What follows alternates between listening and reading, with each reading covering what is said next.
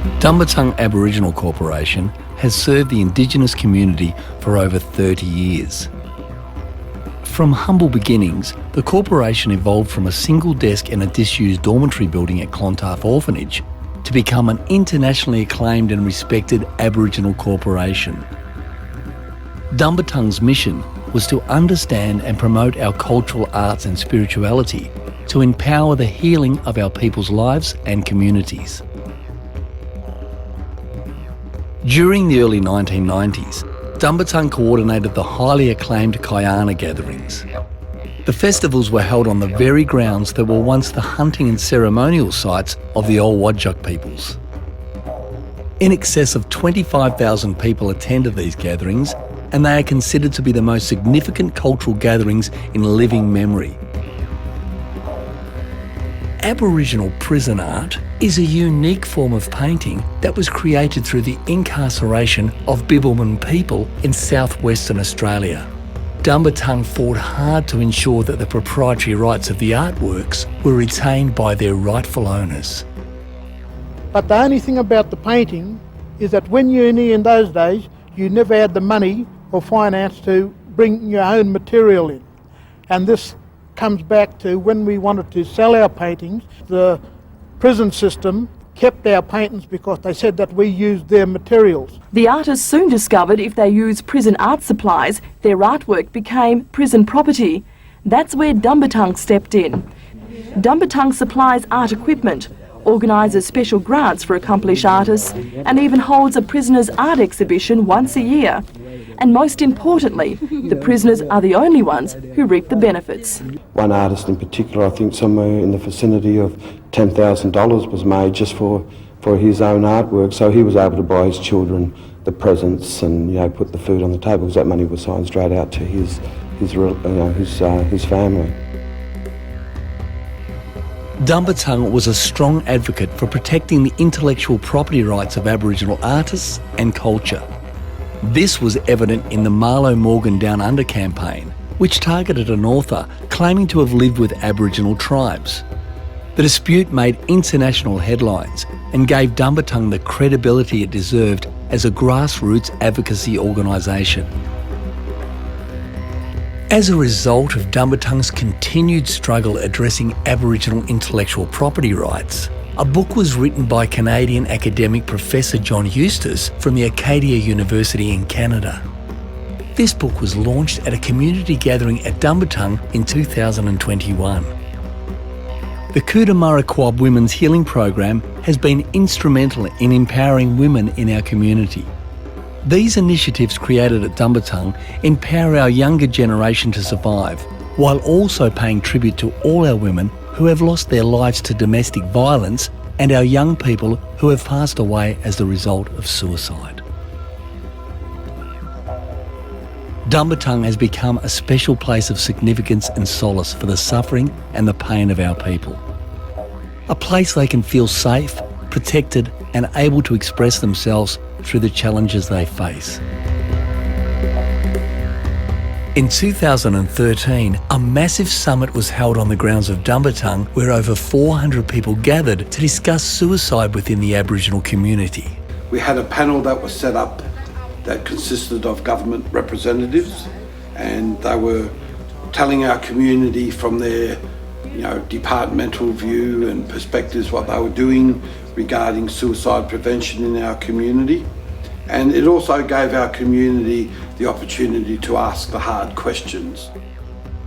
At the summit's conclusion, a delegation of 10 representatives met with Premier Colin Barnett to discuss concerns raised from the summit. Dumbartung developed an action plan to prevent suicide in our community that consisted of a 3-tier approach. The first tier was to set up safe houses, the second tier was to set up an Aboriginal task force, and the third tier was to set up a train-the-trainer concept.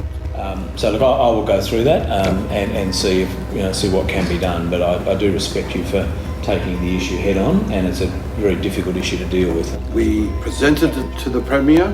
The Premier got back to us in letter stating that he was going to issue Dumbartung the support and the resources to activate that action plan. Okay, look, I think, as I say, I'll get back to you. I'll go through this, but... and from there, we haven't heard yet again from the Premier. You know, I wish I had the solution, I don't. West Australian Premier Colin Barnett has acknowledged that even as funding to mainstream service providers has gone up, so the tragedy of youth suicide has increased. We need a new approach because what we're doing at the moment is not working. We don't need a continuation of an approach that originates in the Premier's office or even in this Parliament, but one that arises from the communities most affected and best placed to identify the kind of help they need.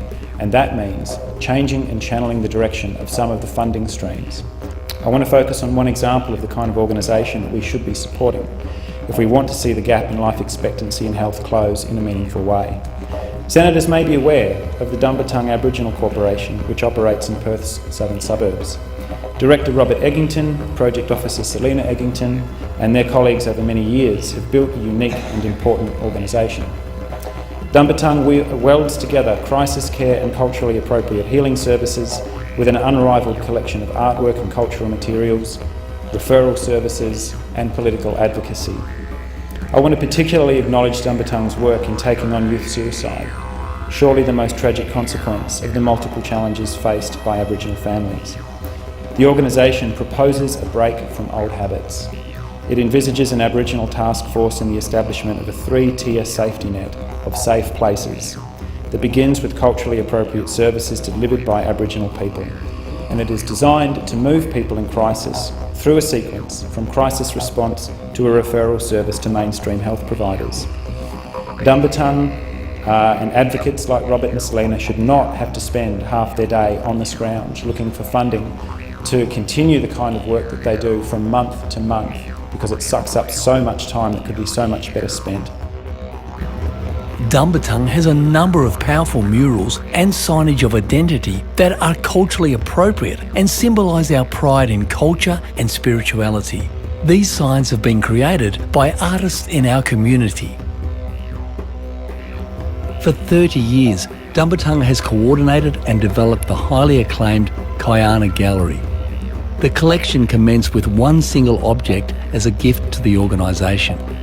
The gallery was never funded or supported by the government. It has been visited and toured by tens of thousands of people, both Aboriginal and non-Aboriginal. All have been spiritually moved by the experience. It was awarded a significant assessment award by the Prime Minister and Cabinet and the National Library in 2010 for being extremely important to the history of Australia and its peoples.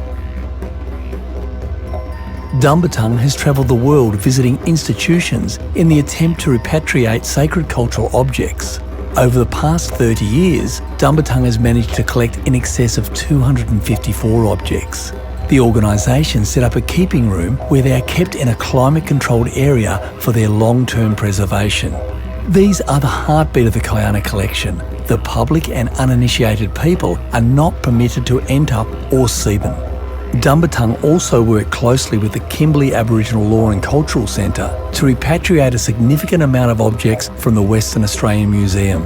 The organisation has also repatriated through estate auctions, electronic auctions and donations from the public. Dumbartung also featured prominently in the acclaimed documentary Utopia by John Pilger. This led to Robert being invited to deliver a series of lectures in the World Health Organization in Geneva. During 1996, members of Dumbartung were invited to attend the salmon ceremony in Sapporo by invitation of the Anu people, the traditional people of the northern island of Japan. The ceremony was carried out in 2 stages, one on land and the other in long dugout canoes spearing salmon, giving respect to the spirit of the salmon prior to using each and every part of the fish. This demonstrated the spiritualism and ceremonies of the people. The people referred to themselves as the people of the salmon, honouring the giving of life by the salmon so their lives as people could survive. Dumbartung members also met the first Anu politician, Shigeru Kyana, who was a leading figure in the Anu ethnic movement and the last native speaker of the traditional Anu language. Dumbartung has been visited by many dignitaries, otherworld Indigenous peoples and celebrities during its history. People such as the King of Khoisan, the Aztec women, Bishop Tutu's True Centre staff, the Man in Black Johnny Cash, Bob Dylan, English punk rock band The Prodigy and the Dalai Lama. These people all showed a respect and dignity towards the work and initiatives of the Dumbartung Aboriginal Corporation. However, as stated by Dumbartung many times, it's our people and our elders who are the most important that walk through the doors of Dumbartung. As is always stated, may our campfires burn forever. For the past 5 years, Dumbartung has coordinated and run Aboriginal youth camps called Camp Biara. These camps have been specifically for young Aboriginal people who have been placed by the Department of Child Protection in non-Aboriginal homes. Activities are varied and include storytelling, traditional dance, boomerang making and the basics of Noongar language.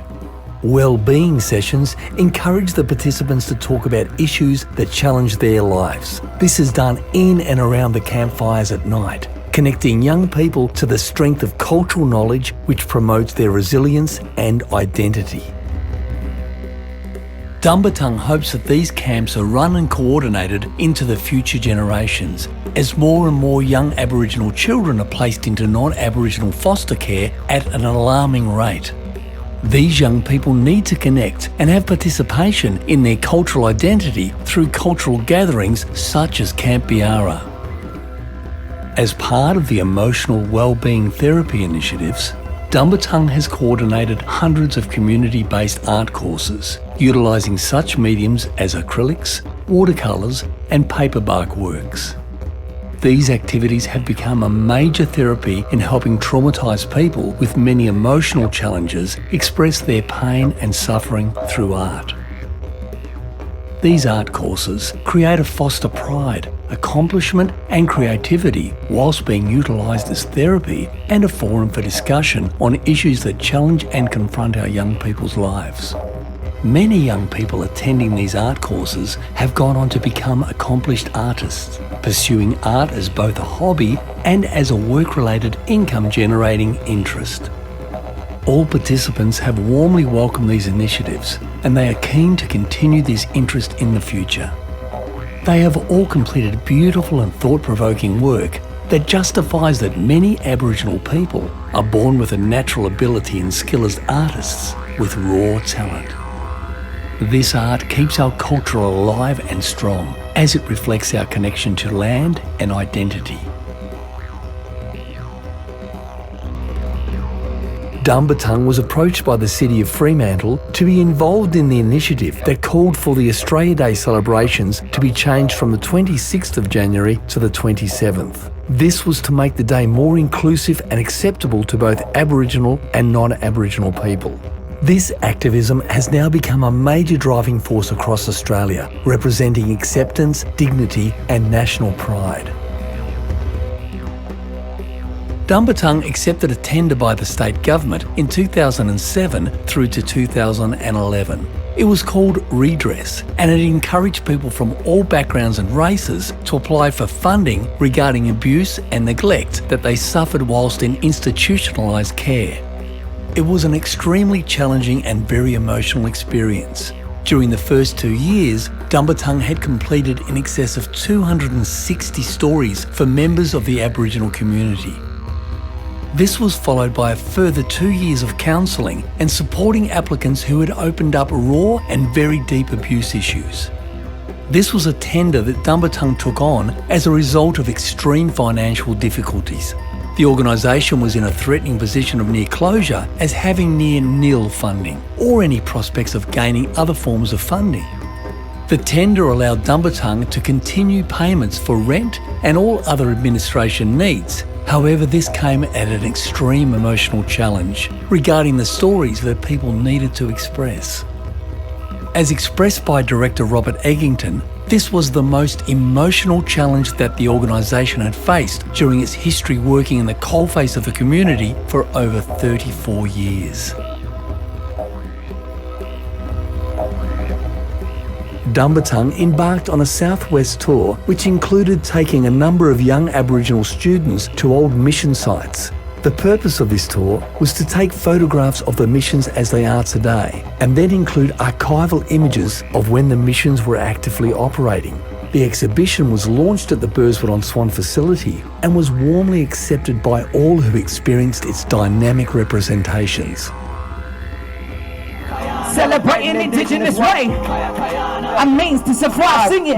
At the 30th anniversary of the recommendations that came from the 1991 Royal Commission into Aboriginal deaths in custody, Dumbartung were honoured to present the keynote address at the 2021 Perth rally. Statue for many, many years at Dumbartung, our cultural centre, our cultural hub, our camp. And I knew that one day we'd be in the right place and time to put him and to bring him back to where he belongs, to the fire of hell. During the address, Dumbartung made a powerful gesture by destroying a statue of notorious child abuser, Christian brother Paul Francis Keaney. To the hell with the institutional rape and the molestation that caused the end result of the loss of life amongst many, many thousands of young people. The people of the shackles. Our people were enslaved into this, the ball and chain.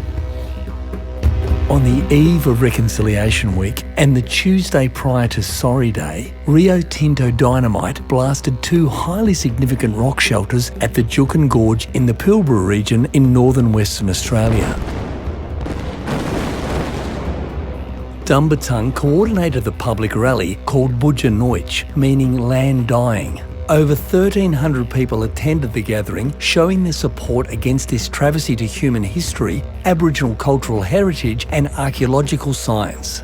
The sites were scientifically estimated to contain evidence of human occupation to be at least 46,000 years old. These shelters were indicated to be amongst the oldest sites on the planet where this type of evidence was found. One rock shelter contained a kangaroo bone that was sharpened to be able to carve wooden implements, which was 28,000 years old, and a hair pelt that was at least 8,000 years old.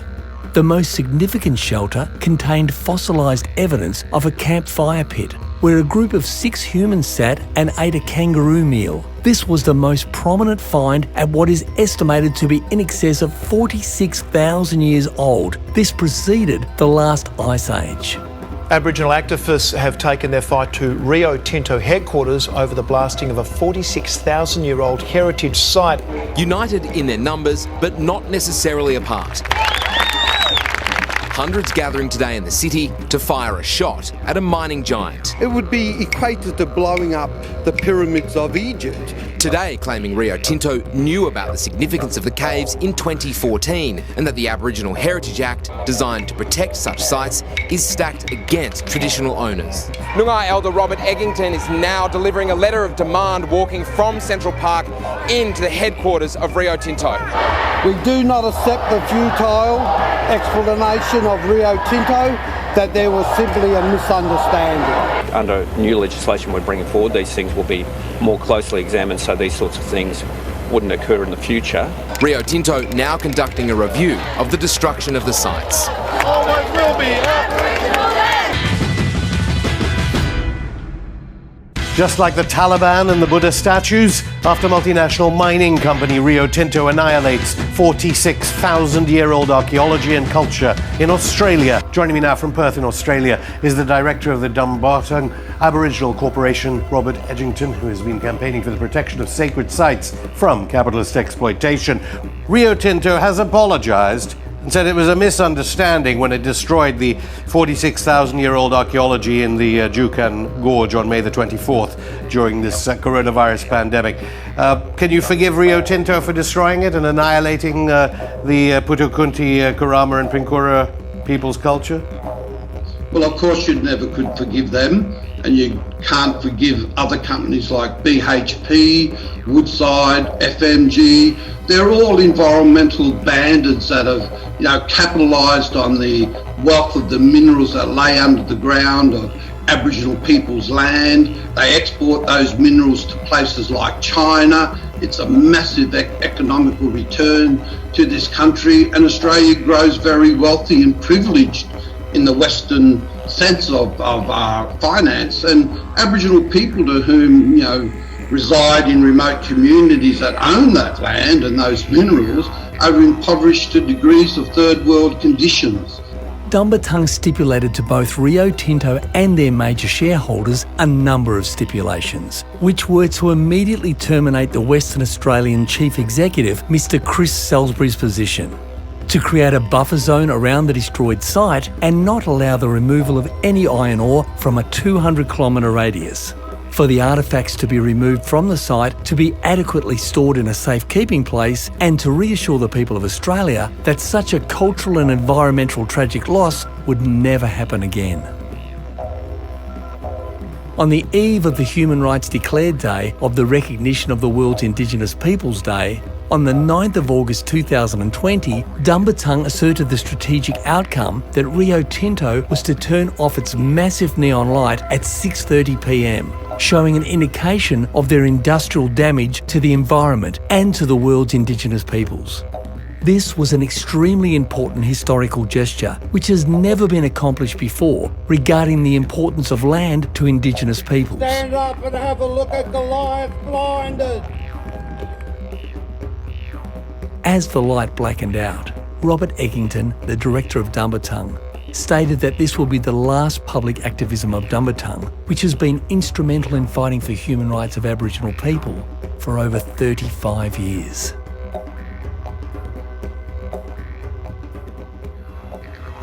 Dumbartung has survived insurmountable odds over 3 decades, and the tireless work has changed our national cultural agendas regarding the priorities and importance in preserving and maintaining our cultural rights and ownership. In 2021, Dumbartung celebrated 30 years since the first Kyana gathering in 1991. The event celebrated the survival of Kyana as the most massive cultural celebrations in the living memory of Noongar people. Dumbartung's 30-year journey has been a much-needed healing for the spiritual and cultural well-being of our people. Future generations will have insights and directives from the legacy that will prevail in our maxim. May our campfires burn forever. As Dumbartung strives to ensure that our stories, challenges, survival and aspirations are transmitted into future generations, it is pivotal to ensure that these cultural materials are available by media, especially on our newly developed podcast channel, Tribal Fires. A new and exciting media that will encompass our stories to nurture the flames and keep them burning forever.